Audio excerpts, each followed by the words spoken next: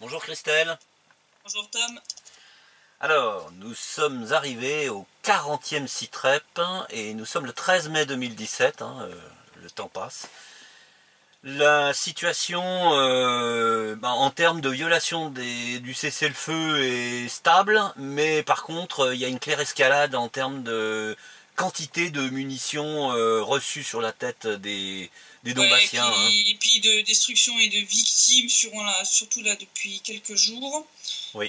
Puisque durant la semaine écoulée, l'armée ukrainienne a violé le cessez-le-feu en République populaire de Donetsk à 331 reprises.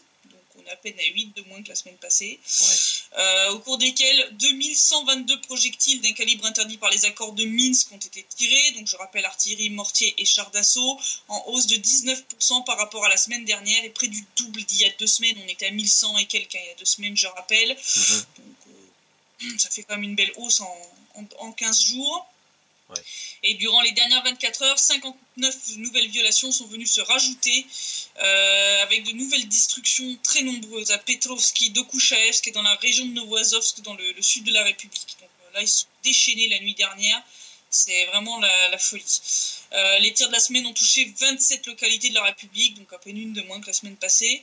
En République populaire de Lugansk, sur la semaine écoulée, il y a eu 47 violations du cessez-le-feu et 996 obus d'artillerie ou de mortier tirés par l'armée ukrainienne, donc quasiment la même chose que la semaine passée. En République populaire de Donetsk, les tirs les plus lourds ont touché cette semaine Zaitsevo, Gorlovka, Ozerianovka, Dolomitnoye, Mikhailovka, Krasny Partizan, Железная Balka, Verkhnektoretskoye, Vassilievka, Krutaya Balka, Yasinovataya, Jabitchevo, Yakolevka, Spartak, Yasnaye, Dokuchaevsk, Oktyabr, Zaïchenko, Kominternovo, Dzerzhinskoye, Sosnovskoye, Sakhonka, Kulikovo, Leninskoye, Biezimenoye, la zone de l'aéroport et les districts de Petrovski, Kuibyshevski et Kirovski à Donetsk. Eh ben, la liste est longue, hein. La liste est longue. Ces tirs ont fait 7 blessés parmi les civils, dont une fillette de 8 ans, et 3 morts et 3 blessés parmi les soldats de la RPD. 1 mort et 1 blessé de plus parmi les soldats et 2 blessés parmi les civils sont venus se rajouter durant les dernières 24 heures. Donc, comme je disais, là on voit... Ça continue de monter. Hein. On n'est pas vers une désescalade. Ces bombardements ont endommagé ou détruit 40 habitations en République populaire de Donetsk pendant la semaine. Je n'ai pas encore le chiffre pour les dernières 24 heures, mais à mon avis, on va en avoir au moins la moitié de plus durant les dernières 24 heures, vu le nombre d'adresses qui ont été touchées en contre à Dokuchaevsk, qui a été la zone la plus lourdement bombardée. Oui. Et un autre drone de fabrication ukrainienne, cette fois, a été abattu par l'armée de la RPD lors d'un des bombardements qui l'aidait à corriger. Ouais. Si je rappelle, en violation des accords de Minsk, les drones sont interdits. Les observateurs de l'OSCE ont enregistré l'absence de 102 pièces d'armement ukrainiennes dans les zones de stockage où elles sont censées se trouver face à la République populaire de Donetsk. 12 obusiers Akatia de 152 mm, 2 canons Jetsin B de 152 mm, 27 obusiers automoteurs Gvozdika de 122 mm, 6 obusiers tractés D30 de 122 mm, 25 mortiers de 120 mm et 30 chars d'assaut.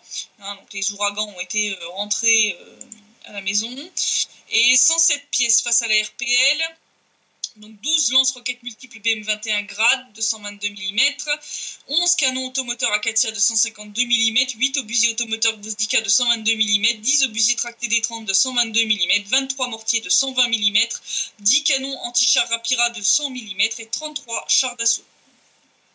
C'est quand même à des valeurs très hautes, hein. Il y a quelques pièces qui sont rentrées au hangar, mais enfin, il y en a encore un petit peu trop qui sont dehors quand même. Hein. Oui, beaucoup trop, oui. Cette semaine a surtout été marquée en RPD et en RPL par les célébrations du jour de la victoire et du jour de la République.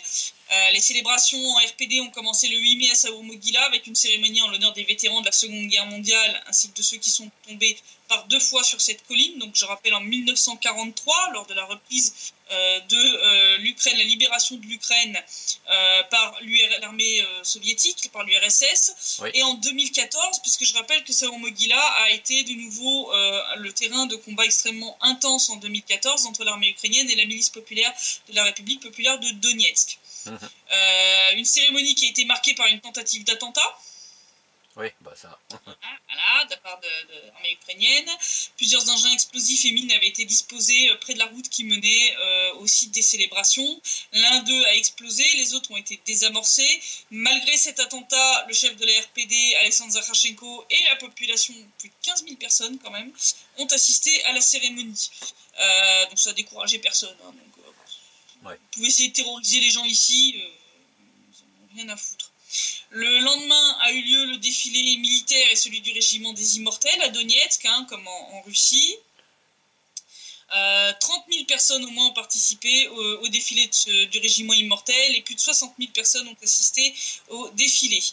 Côté militaire, 58 pièces d'armement ou véhicules et 1000 soldats de la République ont participé au défilé. On a pu voir une claire professionnalisation des soldats. On voit vraiment que le défilé était beaucoup plus imposant, professionnel, même au niveau des tenues, des soldats, c'était beaucoup plus vraiment uniforme, carré. Parmi les armements ont défilé un T-34, un Katyusha, bien entendu, et aussi un avion qui était là, un avion d'entraînement, qui était présent sur la place Lénine. Là aussi, la cérémonie a été assombrie par des actes terroristes de Kiev, puisque l'armée ukrainienne n'a rien trouvé de mieux à faire que de bombarder le village côtier de Beziminoye, donc qui est vraiment dans le sud de la République, en plein pendant la parade qui s'y déroulait. Oui. Donc heureusement, on n'a pas eu de victimes, mais il y a eu quand même 11 maisons endommagées à cause de ça. Hein. Ça s'appelle de la lâcheté, hein, parce que tu rappelais la dépose de mines sur le chemin qui conduit à Saor-Mogila. Et puis là, le bombardement dans une petite ville qui fête la victoire du 9 mai, c'est des actes de lâcheté, ça, c'est typique. Des actes de lâcheté et puis des actes de terrorisme, hein, je le rappelle. Oui. C'est quand même un État reconnu internationalement qui s'adonne à ce genre de pratiques, je le rappelle aussi. Oui.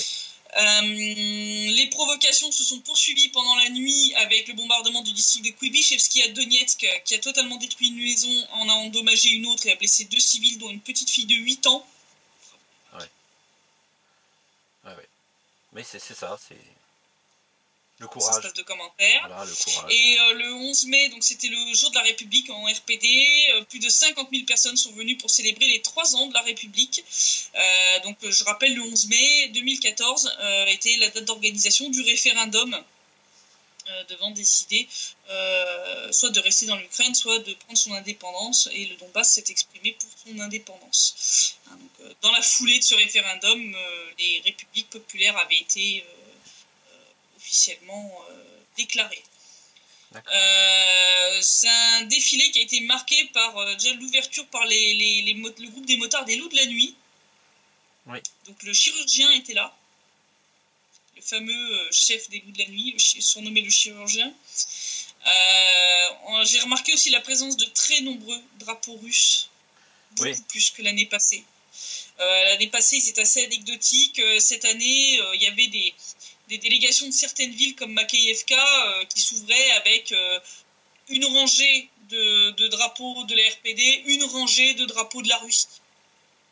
Oui, j'ai cru voir dans les images que tu as filmées, effectivement, une ligne complète de drapeaux russes derrière des drapeaux de la DNR. Oui.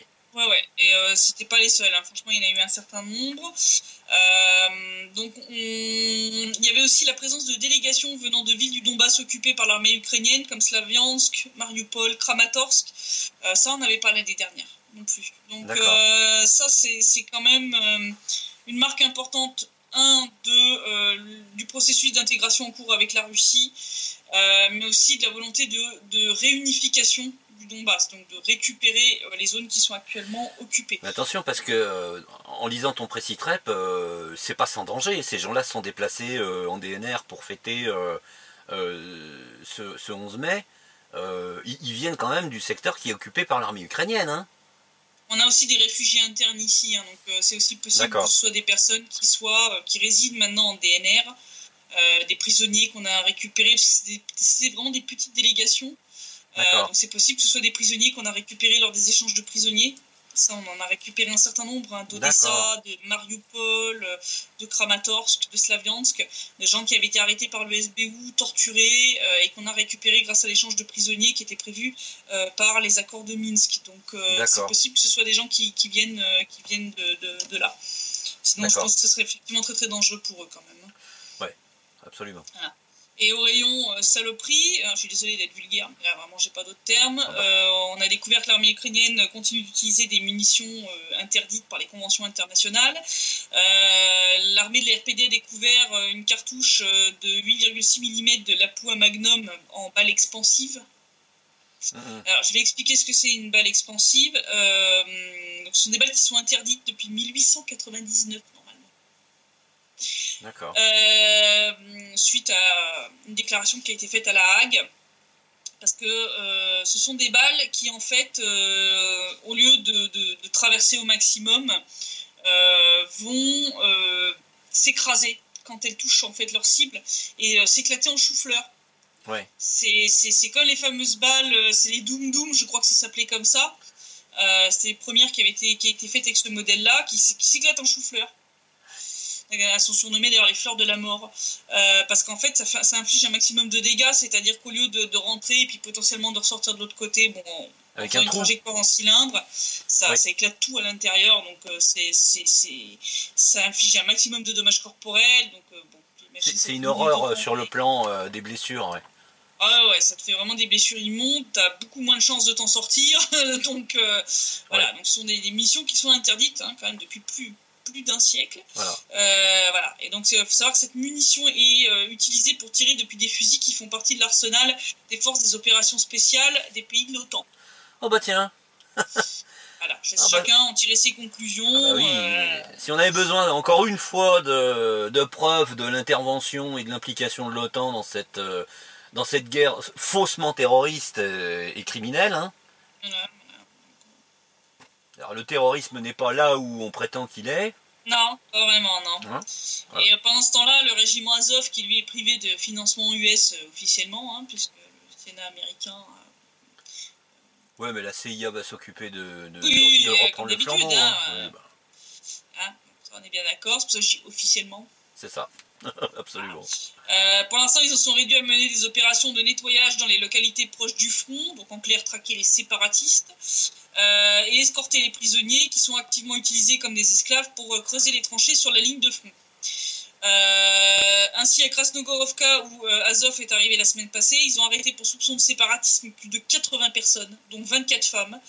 Et du 10 au 11 mai, certains des hommes prisonniers ont été vus sur le front avec des bandeaux blancs au bras, en train de creuser les tranchées, sans aucun moyen de protection, juste ces bandeaux blancs. Alors, si ça vous rappelle les méthodes de nazis, c'est normal, c'est les mêmes. Ah oui. Oui, bah forcément. Hein. Voilà. Je rappelle que pendant la Seconde Guerre mondiale, les nazis ont fait la même partie en zone occupée. C'est forcé par les types qui s'inspirent du Troisième Reich, hein, évidemment. Oui. Les Pravi Sector et compagnie, quoi. Ah bah Azov, oui, c'est ça. Hein. Non, mais parce qu'il n'y a pas de nazis en Ukraine, c'est pas vrai. Je suis contente que BHL se soit fait... Oui, j'allais évoquer ça aussi, moi. Hein. Je sens que... en Serbie. Ouais. Les Serbes ont fait très fort et on leur en remercie. Enfin, on remercie de cet acte parce que bravo les Serbes. Il a osé aller en Serbie en sachant tout le mal qu'il a fait aux Serbes. Il n'a pas honte, hein, le mec, Voilà. Si on regarde la situation politique, les choses commencent à bouger à un haut niveau en Europe, alors que la parlementaire européenne Eleonora Forenza, donc qui est italienne, a l'intention de soulever la question du statut des RPD et de l'RPL au Parlement italien et au Parlement européen. Donc elle est venue en fait là pendant cette semaine. Il y a eu une délégation internationale composée de politiciens, d'experts et d'activistes de plusieurs pays européens qui sont venus pour assister au forum de Lugansk et de Donetsk consacré à la lutte contre le fascisme et le nazisme en Europe. Elle a déclaré, je cite, « Il est honteux que l'Union européenne soutienne le régime de Kiev. C'est pourquoi j'ai déjà signé une pétition pour exiger du gouvernement italien qu'il reconnaisse officiellement les républiques autoproclamées. J'évoquerai la pétition qui appelle à cesser de soutenir le gouvernement de Poroshenko et à reconnaître la RPD et la RPL au Parlement européen. Prochainement, Nous y organiserons une réunion où seront conviés les représentants de Donetsk et de Lugansk.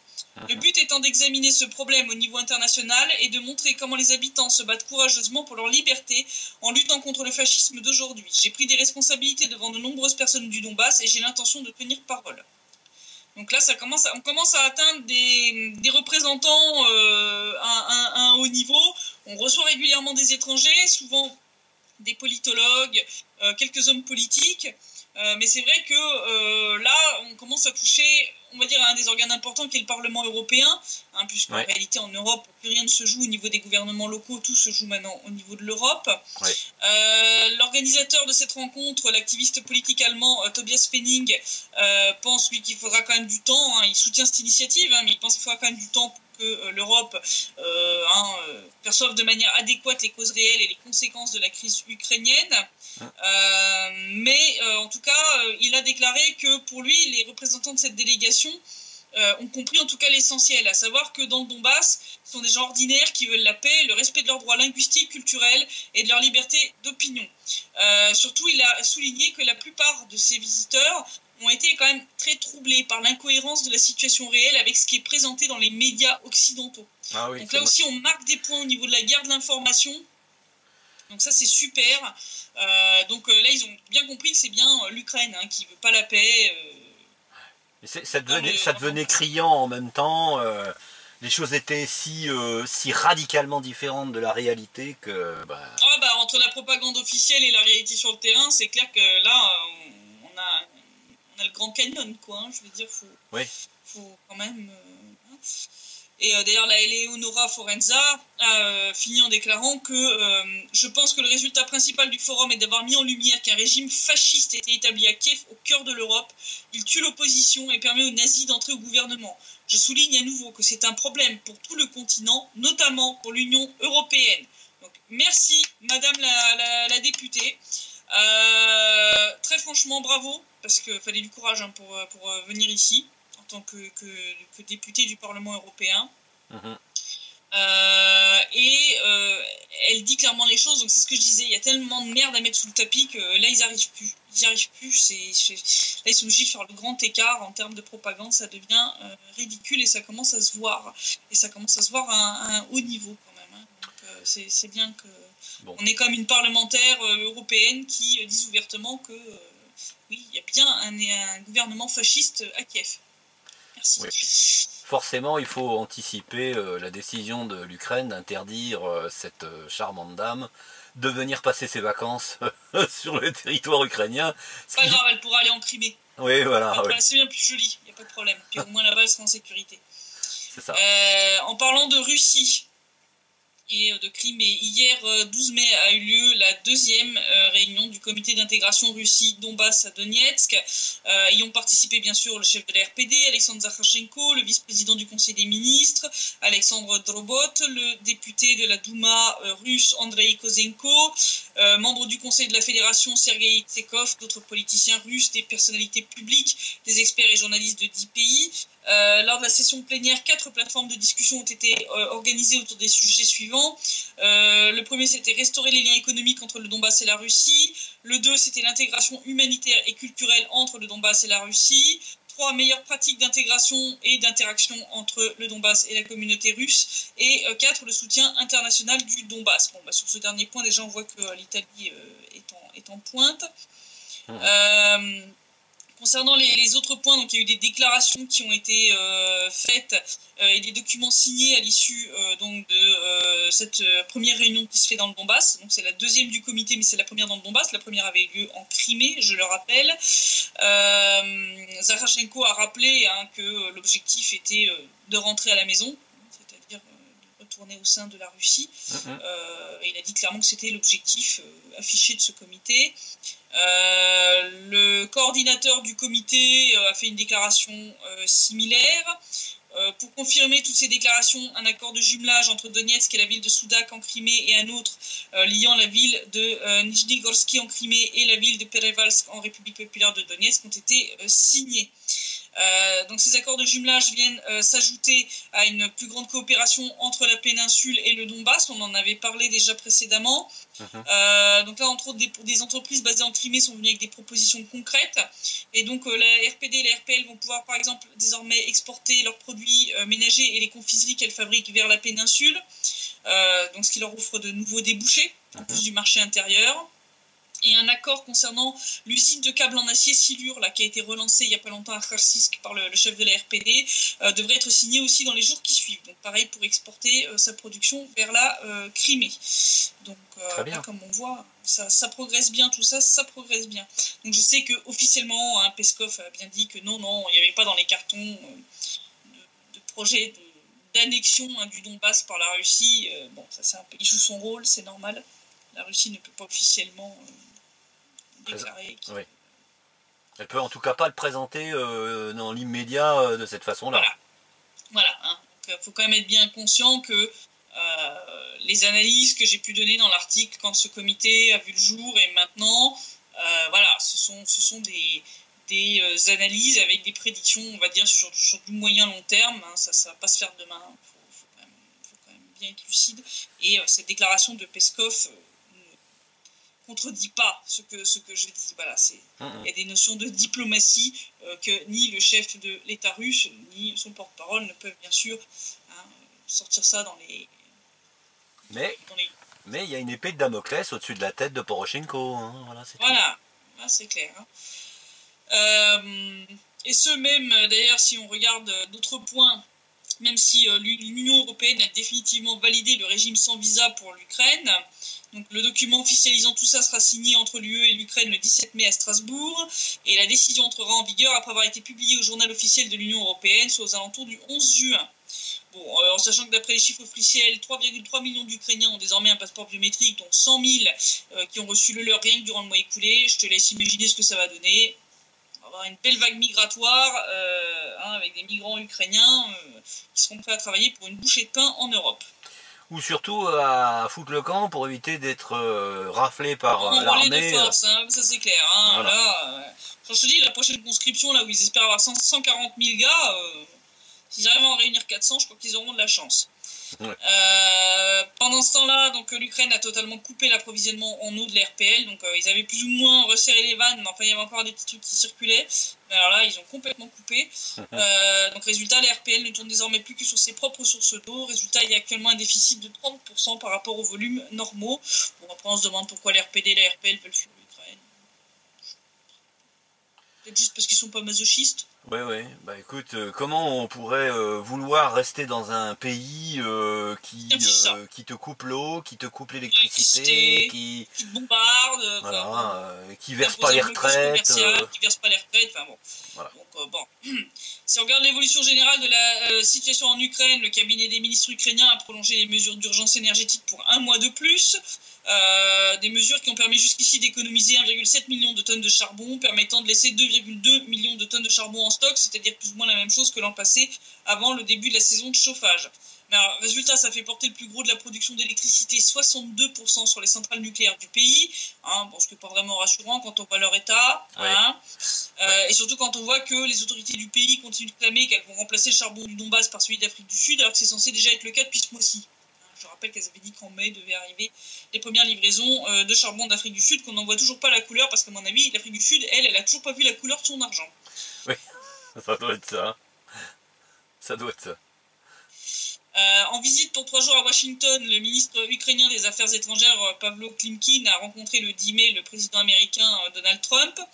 Mais, il y a quand même des drôles de rumeurs qui circulent à ce sujet, puisque d'après le député de la Rada, Andrei Artemenko, ce rendez-vous lui aurait coûté $400 000. 400 000 $, eh ben purée. Oui, volé à ses compatriotes, cite le député. Selon Artemenko, la délégation de Kiev à Washington, y compris le ministre des Affaires étrangères Pavlo Klimkin, aurait été obligé de payer $400 000 afin de s'entretenir avec Donald Trump et son vice-président Mike Pence à la Maison-Blanche le 10 mai. Je le cite, pour décrocher cette rencontre, la partie ukrainienne a versé à une célèbre compagnie lobbyiste $400 000, l'argent des contribuables volé au peuple ukrainien, a publié sur Facebook Andrei Artemenko. D'après lui, dans 6 mois, cette information sera diffusée sur toutes les ressources officielles du ministère américain de la Justice, conformément à la législation des États-Unis.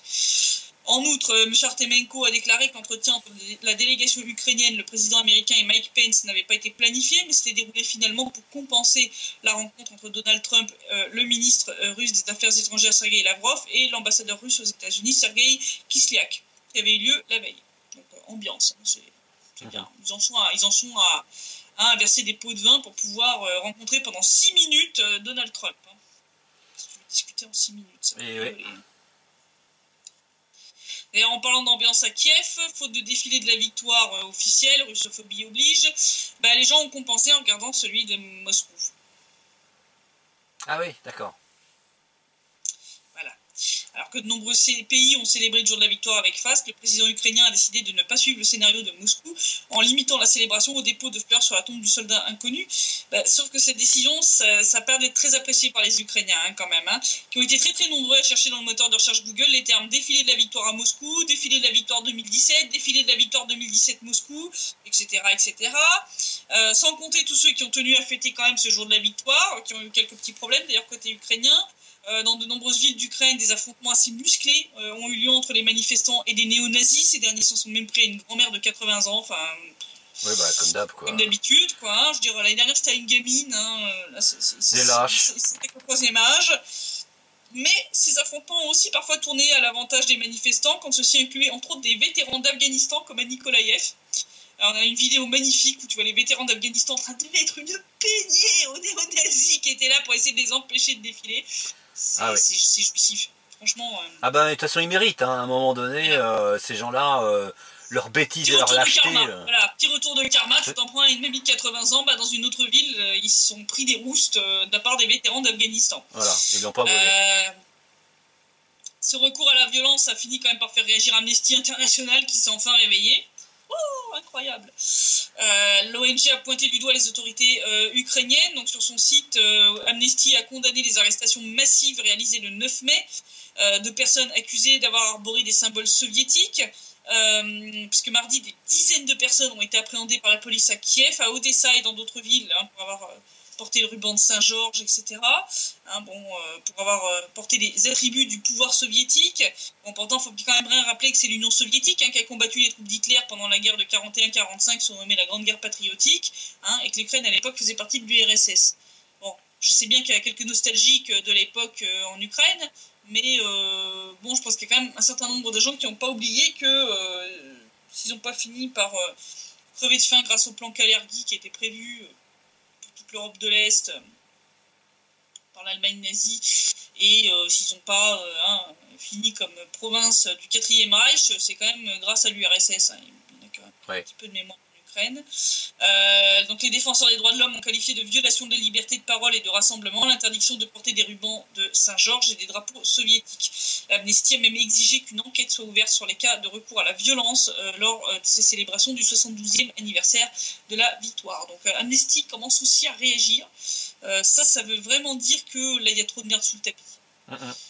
Je pense que là, on arrive tout doucement au même stade qu'à l'époque nazie, où c'est au début, dans les premières années, on te glorifiait le régime nazi à l'étranger, jusqu'au jour où on a commencé par dire qu'en fait, mais non, en fait, les mecs, c'est des salopards, un peu tard, tu vois. Donc, je pense qu'on en est plus ou moins à ce tournant-là. Alors, pendant ce temps-là, à Kiev, on en a 4 cette semaine, donc que nos auditeurs s'accrochent bien. C'est du lourd, c'est du très très lourd. On avait parlé depuis plusieurs sites de l'Eurovision qui a lieu cette semaine, la finale est ce soir. L'Eurovision continue dans le grand n'importe quoi. On avait parlé des sans-abri éjectés du centre-ville, on avait parlé des peurs de chasse au PD dans Kiev de la part des néo-nazis, on avait parlé du vol d'un morceau de l'enseigne Eurovision à côté du centre des expositions. Même le président du jury ukrainien de l'Eurovision 2017, Yuri Rybczynski, est indigné par l'organisation de la compétition à Kiev, qu'il qualifie, je cite, de théâtre de l'absurde. Même le président du jury ukrainien le dit. Même lui, purée, tu peux pas l'accuser de faire de la propagande pro-russe quand même.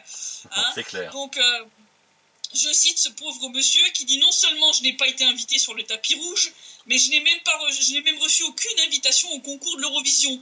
Est-ce que pour cela je dois m'adresser aux organisateurs ? D'ailleurs, Jamala, je rappelle donc celle qui avait gagné l'Eurovision 2016, n'a pas non plus été admise sur le tapis rouge. Quel pays a déjà vu pareille chose? Elle a remporté l'Eurovision, c'est grâce à elle que ce concours a lieu. Mais cette artiste-là n'a pas eu droit au tapis rouge. Elle n'a pas non plus participé à la cérémonie d'ouverture. C'est quelque chose comme un théâtre de l'absurde. Et nous sommes hélas au premier rang de ce théâtre, a déclaré Yuri Rybczynski. Il a d'ailleurs souligné que c'était pas la première fois qu'il travaillait en tant que jury et que ce travail avait toujours été rémunéré, mais que cette fois aucun contrat n'a été signé. Donc il a dit on ne sait même pas dans quelles conditions nous travaillons. D'accord. Il ne sait même pas s'il sera payé. Et qu'est-ce que c'est que ces conneries? Je veux dire, là c'est n'importe quoi. Genre, Bah, sans contrat. On touche le fond. C'est n'importe quoi. Je veux dire, bon, on peut dire tout ce qu'on veut sur la lauréate de l'an passé. Moi je trouve que c'était du grand n'importe quoi. Déjà, elle n'aurait pas dû être autorisée à chanter cette chanson-là. Mais bon, ce qui est fait est fait. Bon, enfin, même pas admise sur le tapis rouge. Enfin, je veux dire, en gros, ça montre quand même bien que Kiev qui clame les Tatars de Crimée qui sont martyrisés sur la péninsule, mais en réalité vous en avez rien à foutre. Rien. La preuve, Jamala n'a même pas été admise sur le tapis rouge. Elle n'a même pas fait partie de la cérémonie d'ouverture de l'Eurovision. Mais qu'est-ce que c'est que ce délire? Ça veut vraiment dire qu'elle a été instrumentalisée de A jusqu'à Z. C'est un Kleenex, on l'a utilisé, on le jette à la poubelle. C'est ça. C'est exactement ça. Donc voilà, s'il y en a qui croyaient réellement que Kiev se souciait des Tatars de Crimée, je crois que vous avez la meilleure preuve du monde qu'ils en ont rien à faire. Mais rien de rien. Pendant ce temps-là, à Kiev, toujours, Poroshenko continue de se droguer et ou de picoler à mort. Parce que bon, faut quand même pas être à jeun pour sortir sa dernière bêtise. Je sais, il nous en sort beaucoup. Je sais pas ce qu'il consomme, mais... Bah, du cannabis qui pousse sur le réacteur de Tchernobyl, hein. Ça doit être ça, ouais. Parce que bon, suite à l'approbation du régime sans visa par l'Union européenne, nous avons parlé, le Poroshenko a quand même déclaré que ça aidera à faire revenir la Crimée et le Donbass dans le giron ukrainien. Je cite, nous fournir un régime sans visa est très important pour la politique de déoccupation de la Crimée et du Donbass. Lorsque nous parlons du retour des territoires occupés politiquement et diplomatiquement, cela signifie créer des conditions poussant les habitants à vouloir revenir en Ukraine et obtenir des passeports ukrainiens. Oui, c'est vrai que là c'est du costaud, ouais, c'est vrai. C'est du lourd, là. Comment dire? Comment je peux dire de manière diplomatiquement correcte, en tout cas pas insultante, au soi-disant président ukrainien, que c'est pas avec ça qu'il va ramener les habitants de Crimée et du Donbass, qui va les amener à reconsidérer leur vote de 2014. Ah bah non, ça c'est pas, ça c'est clair que non. Parce que bon, toute personne normalement constituée et dotée d'un QI d'au moins 80, qui se retrouve avec les deux options suivantes. Option numéro 1, un régime sans visa avec l'Union européenne en faisant partie d'un pays en ruine, en état de faillite, bourré de néo-nazis qui ne rêvent que de tuer du Moscal, et qui est même rempli, je rappelle d'ailleurs, un train pour aller mater les Criméens par la force. Oui. Et d'autorités qui avaient donné des ordres pour tirer sur la foule qui encerclait les casernes ukrainiennes lors des événements de Crimée, qui ont laissé faire le massacre de Kherson, qui bombardent le Donbass depuis 3 ans, récompense des criminels de guerre, érige en héros nationaux des collaborateurs de nazis, et coupe l'eau et l'électricité des deux régions, sans parler de l'abandon des Tatars de Crimée, des infrastructures en Crimée et dans le Donbass pendant 25 ans à l'époque ukrainienne. Les infrastructures sont dans des états en Crimée absolument catastrophiques ici aussi. Ou option numéro 2, bon, pas de régime sans visa avec l'Union européenne, mais en faisant partie ou en étroite intégration avec un pays relativement prospère qui a construit une centrale thermique en Crimée, tiré en urgence des câbles électriques via le détroit de Kerch pour alimenter la péninsule, construit un pont pour la désenclaver, a réparé les routes, des infrastructures vitales, a donné officiellement des terres aux Tatars, leur permettant même d'ailleurs de recevoir un enseignement dans leur langue, a construit même de nouvelles mosquées sur la péninsule pour eux, permet aux 3 langues de coexister de manière officielle, donc le russe, l'ukrainien et le tatar coexistent en Crimée. Ce sont 3 langues officielles. Fournit de l'aide humanitaire au Donbass, fournit une aide diplomatique au Donbass et a reconnu les documents de l'RPD et de l'RPL afin que les habitants puissent voyager en Russie mais aussi commercer avec la Russie. Donc, je sais pas, mais pour moi, toute personne qui, comme je le disais, a plus de 80 QI, choisit forcément l'option numéro 2. On est d'accord, Oui, il n'y a pas photo, voilà. Il n'y a même pas la course. Ou un alcoolique ou un drogué pour choisir l'option numéro 1. Bon, puis au vu du vote que les Criméens et les gens du Donbass ont fait en 2014, disant que clairement pas dans cette catégorie. Donc Poroshenko peut arrêter sa propagande pour demeurer, parce qu'à part pour ses fans européens et les débiles de Pravi Sector, ça bluffe pas grand monde quand même. Non, c'est clair. Voilà. Le troisième pendant ce temps-là à Kiev nous est gentiment offert par un chercheur ukrainien, Alexandre Rybin, qui à mon avis doit être aussi alcoolique ou drogué que Poroshenko. Ouais, c'est une épidémie, ouais. Ouais, parce qu'il n'a quand même pas hésité à sortir à des journalistes venus visiter son exposition sur les trésors du Tibet que le Bouddha avait des origines ukrainiennes. Ah oui. Je demande à nos auditeurs, hein, si vous avez des problèmes cardiaques, etc., prenez vos médicaments parce que là, celle-là, quand même, soyez bien assis. Hein. Non, je te jure, c'est vrai. Il a vraiment sorti ça. Donc, pour légitimer leur connerie d'ethno-nationalisme débile, ouais. ils en sont là. Ils en sont à te sortir des délires sur les origines du Bouddha, qui auraient des origines ukrainiennes. Il a aussi sorti que sur place, 2 moines avaient applaudi au fait qu'il était ukrainien et que les gens là-bas adorent l'Ukraine. Bon, alors je sais pas ce qu'il a fumé sur place, mais ça devait pas être de l'encens. Oui, puis il avait certainement pas dû traduire correctement le tibétain en ukrainien, je pense. Il devait applaudir pour autre chose, mais il a dû comprendre ça, je ne sais pas, dans l'état ou alors ces délires les ont fait rigoler, ils ont cru que c'était un numéro de cirque. Ah, la bonne blague. Ils ont applaudi. Voilà. Et alors le 4e pour la route, hein, qui vient en fait de rumeurs sur Facebook auxquelles Zakharchenko a répondu lors des célébrations à Savroumogila. Donc il a tenu une espèce de mini-conférence de presse. Et un journaliste a posé la question à propos de rumeurs qui circulent sur Facebook, selon lesquelles l'armée de la RPD utiliserait des armes secrètes. Donc, cette rumeur, elle est née après que des soldats du bataillon géorgien des forces armées ukrainiennes stationnés dans le village de Trotskoye ont dénoncé l'utilisation par les militants du Donbass d'armes invisibles et silencieuses. Voilà. Un des combattants a même déclaré que les soldats de notre camp s'avançaient en se cachant derrière le brouillard et la neige. Oui. Donc il y a un journaliste qui a demandé au chef de la RPD de commenter ce énième délire made in Ukraine. Ouais. Et Alexandre Zakharchenko a répondu avec son ironie habituelle à ce genre de questions débiles. Je sais pas pourquoi d'ailleurs les collègues continuent de poser ce genre d'abri, parce que poser des questions pour des âneries pareilles, parce qu'il faudrait bien savoir qu'est-ce qu'il va... À chaque fois, il va répondre. Bah oui.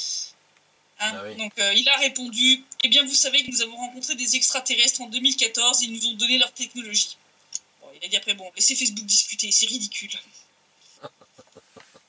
Mais il n'y a rien d'autre à dire. Hein. Je veux dire, Il n'y a rien d'autre à dire, c'est du grand n'importe quoi, je dis.